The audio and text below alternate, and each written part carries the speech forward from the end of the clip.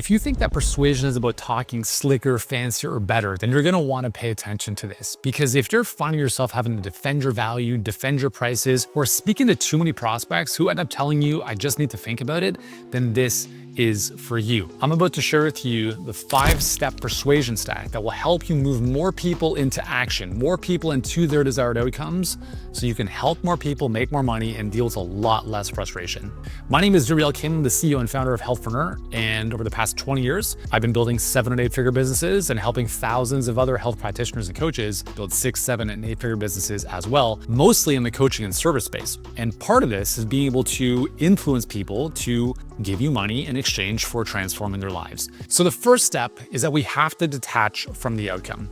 The key to persuasion is understanding that it's an energy. It's not an actual tactical thing. Yes, there are tactical things we'll talk about, but at its core, it's an energy. And if you are clinging to having to make a sale or getting the person to say yes, or whatever it is, you've already lost. There's a saying that goes something like, whoever needs the sale least wins. And that's the energy that you want to be coming into any conversation. And I'm talking about whether it's a sales call, whether it's a negotiation, whether it's a conversation with a team member, a client, it doesn't really matter.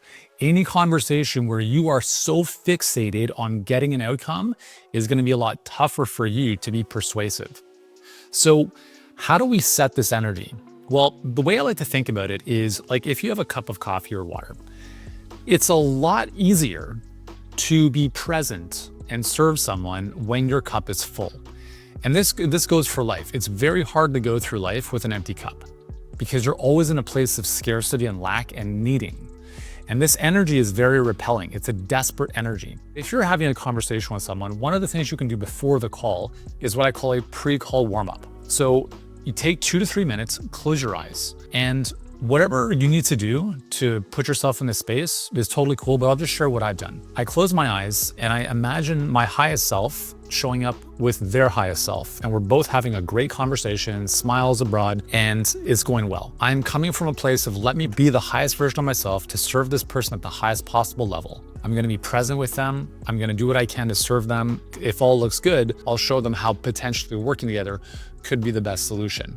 I see a happy outcome. I see a handshake being made. I see payment being exchanged. And I set that tone and I set that energy as the visualization of the outcome that I'm looking for. But once I've set that energy, I'm also like removing myself from it. So I'm like, hey, cool, this is the path that I'm going to intend if this person's the right fit and I can be of service, and I'm going to release that. But the very fact that you can see this in your mind means that it exists in some 4th dimensional reality. And if you can accept that and release from that, all of a sudden now you're in an energy of acceptance. You can relax, you can be present, and now you can enter the conversation from a place of this has already happened. The second step is to frame control of the conversation. So whoever sets the agenda owns it. So when you get into a conversation, the last thing you want to do, number one, is you definitely want to make sure your setup is good. Okay. So if you look at my setup here, I've got some really basic visual cues. I've got some degrees on the wall. I've got some maybe aspirational images here. And I don't do this for show. Like this is actually like, I enjoy tropical weather. We have a house in Mexico for a reason. But you want to make sure like you look like a pro. Don't have a blurred background. Like make sure when people jump on Zoom with you, especially if it's a cold prospect and you're meeting them for the first time, first impressions really, really matter. So that's a little bit of an aside, but let's talk about actually setting the agenda. So you like open up Zoom, hey, nice to meet you. You can break the ice for about 30 seconds, and then you have to get right into leading the conversation. There are 2 points of the conversation you want to take full ownership of: the start and the end. Everyone is looking for a leader. Okay. They don't want to follow a follower. They want to follow someone who knows what the hell they're doing. So at the start of the call, after you've done your little pleasantries, you're going to set the agenda. You're not going to say, so why are we talking today? Like, what brought you in today? Like, tell me about what's going on. Like, don't say stuff like that. It's going to open up Pandora's box and there is no direction to the conversation. Instead, we're going to say something like, so I've got you on the calendar for the next 45 or so minutes. My intention today is really simple. I'm going to ask you a few questions to figure out, where you're at, where you want to go, what are some of the challenges that are standing in your way. And based on that, we can put together a specific roadmap or a plan for your situation. And if all is looking good and we mutually feel this to be a good fit, I can talk about what potentially working together could look like toward the end of this conversation. Is that fair? So I'm like, yes, cool, awesome. And so we're basically setting, here's what this is going to look like. All of a sudden, they're like, man, I'm talking to a pro. Their setup is good. What's coming out of their mouth is good. Their energy is good. Step number 3 is listen actively. I spend a lot of my coaching with my clients reviewing their sales calls. And there's a reason for this, because if they're health practitioners and they're trying to enroll clients into higher ticket coaching programs and they don't know how to have these conversations, then nothing else in their business is going to make a difference. So when I'm reviewing calls, one of the biggest things that I see not done well, and to no fault of their own, they don't know until they know, right? Is not actively listening. Is you're so fixated on what you want to say next, like you want to make sure you're following the script, that you forget to listen to what the prospect is actually telling you or what they're saying.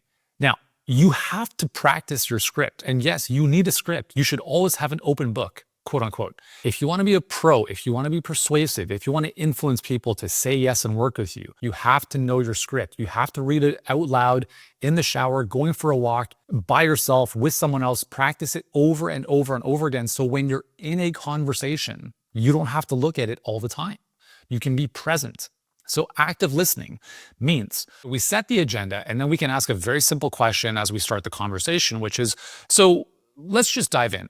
Why are we talking now? Not 6 months ago, not 6 months down the road. I mean, what's going on specifically with your problem that prompted you to book this call with me today? And now what we're going to talk about is they're going to start unraveling a bunch of stuff, okay? Some people will be very succinct. Some people will give you a life story. Now, here's the key is you can very politely interrupt, and this is where active listening comes in. When I say active listening, there's 2 ways of doing this. One is called mirroring, which is it sounds like, right? Someone will say stuff. They'll give you a monologue for a couple minutes and you can repeat back to them. So you're doing a recap. So it sounds like, and then insert the stuff they said. Is that about right? And they're like, yes, man, this person really listens to me. It feels like, it seems to me like, right? So you're mirroring back what they said. And I'm all for that. And I think it's very useful in a conversation.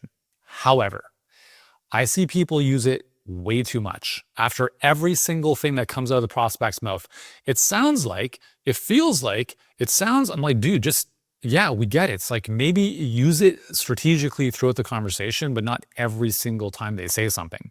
It's annoying.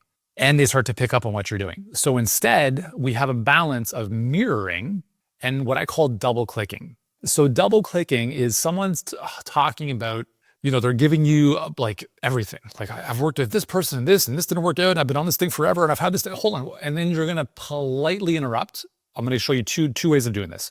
One is they're going off and you're going to politely interrupt. You're going to say like something like, hold on. Can we just double click on that for a second? You just mentioned this. And what this does is it gets them out of storytelling mode and we dial into that one specific part. So let's say that someone's been on like 5 different medications and they kind of just blow through that. Like, hold on. When you talk about 5 different medications, can you kind of unpack that for me? See what I just did? This is known as I give a shit about you. I want to know more. That's a clarifying question, which is an example of active listening. So instead of just letting them talk forever and then having to come back to that stuff at some point, we politely interrupt by saying, hold on one sec, 5 medications, can you unpack that for me? And now they're like, oh, they're listening to what I'm saying. They want to know more. And there's this like subconscious, like this person cares. So that's the first way we can double click is by politely interrupting. The second way of double clicking is letting them talk. And then like in a sales script, there's going to be a sequence of, milestones, right? Where are you at, where you want to go, what are some of the challenges, what are some alternatives, we have to neutralize that stuff, etc. You're going to get to that stuff at some point of the conversation. But if they give you a lot of it in the moment, just deal with it there. I was reviewing a call last week. And this person has had a concussion and they've seen 32 different treatment centers, doctors, the whole bit. They mention that in passing and then nothing comes back to that for a very, very, very, very long time. And so what ends up happening is in this conversation, this prospect is like, well, I've seen 32 different specialists and and nothing's worked. We know that right away that this person's going to think about, I've seen all these different specialists. Why is your solution going to work for me? Why is it going to be any different? So what we have to be able to do is we have to be able to neutralize alternatives. And it's best if we do it in the heat of the moment, as opposed to at some point 5 or 10 or 15 minutes down the conversation. Again, we're saying, hold on. I just want to come back to something you just said. So you use 32 different specialists. I mean, what do you feel like, what was missing? Why do you think that didn't work? I'm digging into what they just said. Now, in this case, I'm letting them finish. And then I'm saying, I want to go back to I just made a note here. You talked about 32 different specialists. I mean, why do you think that didn't work? What do you think was missing? I mean, knowing what you know now, what would you have wanted to see differently? And what that's going to do is, one, it's showing you're actively listening. And second, it's showing what their buying criteria are in this particular case, right? So active listening is really, really important because it's a subconscious way for that person to pick up on the fact that you actually care. And care and conviction are the two things you need in order to close a sale. Otherwise, you're just a douchebag if you don't care, right? Okay, so the fourth step here in the persuasion stack is we want to show, don't tell. Now, interestingly enough, this part, I actually believe you should do most of this before you speak with a prospect. If you get on the phone with a prospect, and I'm just using an enrollment conversation or a discovery call as an example here. If you get on the phone with a prospect and they don't know what you do, it's going to be a very tricky conversation, okay? You're going to listen, we live in a day and age where there's a trust recession. People don't know who's real, what's not, who to trust. There's so much information, so much misinformation. And your proof is always going to be more important than your promises. So you have to show people case studies, social proof, stuff visually in writing before you speak with them. So if you go through our process and you ever speak with us, you're going to see hundreds of video testimonials, hundreds of screenshots, hundreds of proof examples of what it looks like on the inside, right? And the reason we do this is because we want you coming into a conversation with us, credit card in hand. I say that jokingly, but the reality is you want to know that you're in good hands and we know what we're doing before we even speak with you. And it's the same thing with your prospects. So show, don't tell means show them the proof, show actual data, show client testimonials, show. People believe what they see, not what you say. Now, in a conversation, this is going to be really important. Even if you don't show anything visually, is you can use story. So it's you're getting through the conversation and you could say something like, hey, Deborah, you remind me a lot of my client, Suzanne. Suzanne was da. You tell the story of the clients that relates to this conversation. Now, again, this could be a made up story and fictitious for all they know. Don't do that. Actually be truthful. But when you share story, that person relates to that. This sounds a lot yeah, you remind me of this client. I spoke with them a couple months ago. They got started. They're seeing amazing results. You just remind me a lot of them. So using proof and story is very, very important as opposed to just telling things and blurting out facts all the time, okay? Here's another way to do this. So you get at the start of the call, you get the person to take out a sheet of a pen and paper. Hey, just before, in the setting agenda, as an example. Hey, before we get started, do you have a pen and paper handy? Perfect. Okay. So you go through the conversation and you're going to get to what we call the prescription, which is you've identified where they're at, what's going on with them. You know you can help them. If not, call's over. But you get into talking about your solution in the second half of the call. Don't talk about your solution at any point in the first half. It's all about them. So how do we make the show, don't tell more powerful in the prescription? Is you actually get them to draw out your solution. So in our case, it might be something like this. Hey, can you do me a favor? Can you take out that pen and paper we talked about earlier? Just draw a triangle on, I'm literally on Zoom like this. Just draw a triangle on your paper. Got that? Perfect. Okay, in the middle, earlier you mentioned you want to make $1 million. Perfect. So put $1 million in the middle of that triangle, where I'm getting them to put the outcome in the middle. Now on the outside of the triangle on the left, I want you to put down predictable leads. Got that? Cool. On the right-hand side, consistent clients. Got that? Perfect. And on the bottom, scalable results. Got that? Cool. So those are the three main pillars that we help you with in your business. So see what I've just done there is I'm helping show our model of how we would help them. And what this does is two things. One, they're the one who's drawing this out. So we know that when we have pen to paper, the comprehension and the wiring of the nervous system is way higher. In addition, they visually see it. So now it's not just talk. It's I can visually see what you're giving me, what I'm getting out of this.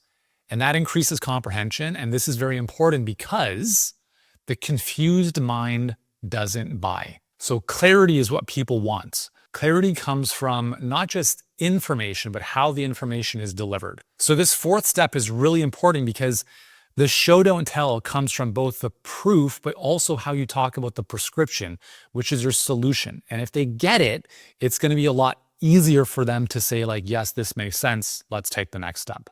And that leads us to our fifth step, which is my favorite, which is unselling. When someone realizes you don't need their business, they're more willing to give it to you. What I love about Unselling is this is how I sell, right? This is how we teach our clients to sell. And this is why it's very important. If you want to be a person of persuasion and influence, we talked about, the cup is full. Why would you need their business? Your cup is already full. And again, Unselling, very much like we started with, detaching from the outcome, are very similar. It's like, I don't need your business.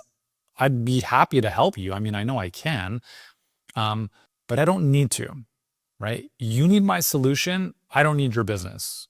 And you're not going to say that necessarily to someone, but that's the energy you have to maintain. So what does Unselling look like in a conversation? Okay, so there's 3 core obstacles or objections. The 3 main objections that anyone will ever have, which they will not verbally tell you, but these are the 3 big things, are 1, I don't really want what I say I want. 2 is I don't believe I can actually achieve the outcome I want. Like I don't believe in myself. Or 3, I don't believe your solution is going to help me.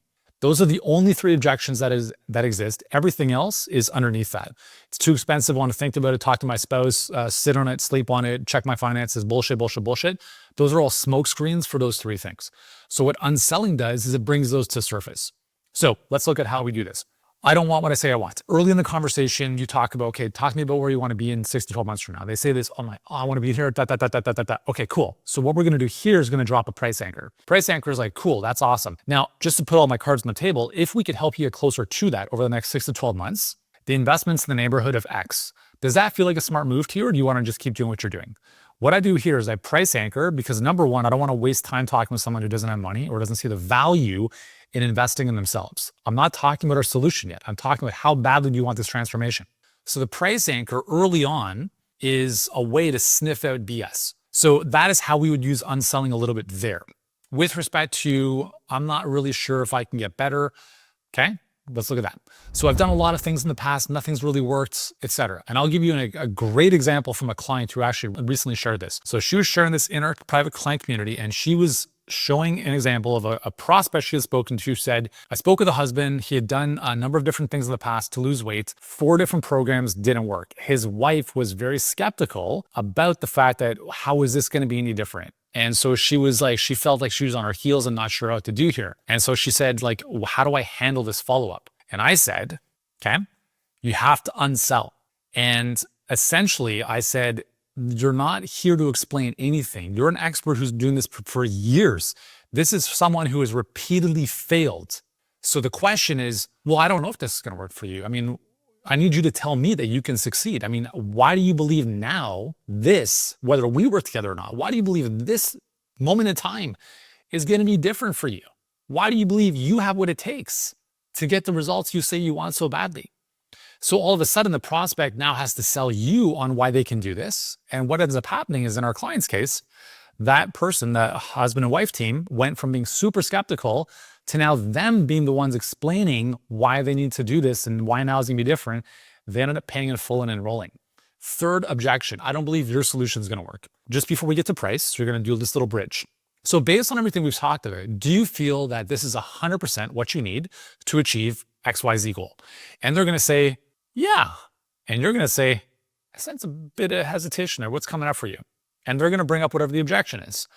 Or they're going to be like, hell yeah. And you're going to ask, what makes you feel that way though? And now they're going to sell you on your solution and why it's helpful or why they believe it's going to be helpful. And then it's like, cool. And again, like through the prescription, you want to make sure it's a back and forth dialogue. So if you're talking about accountability or coaching or access to you, it's like, hey, well, what aspect of what I've shown so far do you feel will be most useful for you in helping you achieve your goals? They're going to say X. Okay, well, what about that do you feel might help you the most? Cool, awesome. Like, do you feel like that's different than maybe what you've experienced with those 32 other practitioners in the past? Yeah. Do you feel like if you had more of this, like we'd get you closer to your goals? Totally, yeah. So see what I'm doing here? They're the ones selling me on the solution. I'm not selling them on my solution. I'm talking about aspects of it and I put it on their plate and they're telling me what they like about it.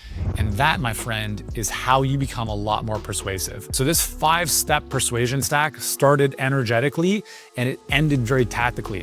Which of these 5 steps do you feel is most useful for you? Let me know in the comments below. And if you like this kind of stuff, hey, subscribe to the channel. I've got hundreds of more videos to help you grow a successful business online.